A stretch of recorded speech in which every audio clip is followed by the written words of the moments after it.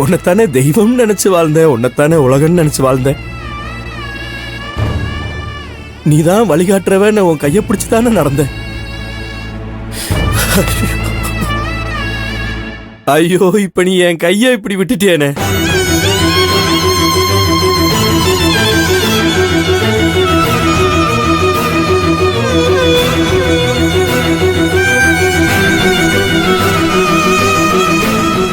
இந்த வீட்டுல உனக்கு எல்லார விட பல மடங்கு மரியாதை கிடைக்கணும்னு உன் பக்கத்துல கூட உட்காராம தரையில உட்கார்ந்து சாப்பிட்டு பழகினவனே நான்.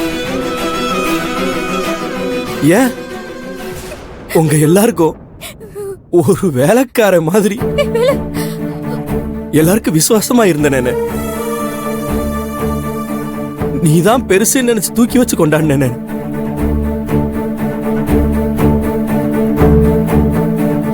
ஐயோ வேலு, சொன்னா கேளுங்க வேலு.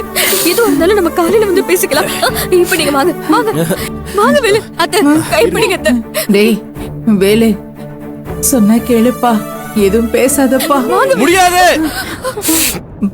முடியாது. அண்ணே, இங்க இருக்காங்களே என் பொண்டாட்டி, இவங்களை நானா வீட்டுக்கு கூப்பிட்டு வந்தேன். நீங்க எல்லாரும் பார்த்துதானே என்ன கல்யாணம் பண்ணி வச்சீங்க. எதுக்குண்ணே? ஏன்னா அவங்க கிட்ட இப்படி பாரபட்சமா நடந்துக்கிறீங்க? புரிஞ்சு போச்சு, எனக்கு புரிஞ்சு போச்சுண்ணே.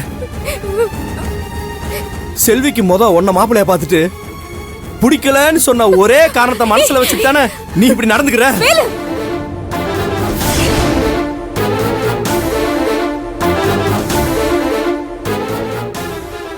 டேய் வேலு, உனக்கு என்ன ஆச்சு? என்ன வார்த்தை பேசிட்டு இருக்க? பாத்தீங்களாங்க உங்க தம்பி உங்களை பார்த்து என்ன வார்த்தை கேட்டாருன்னு?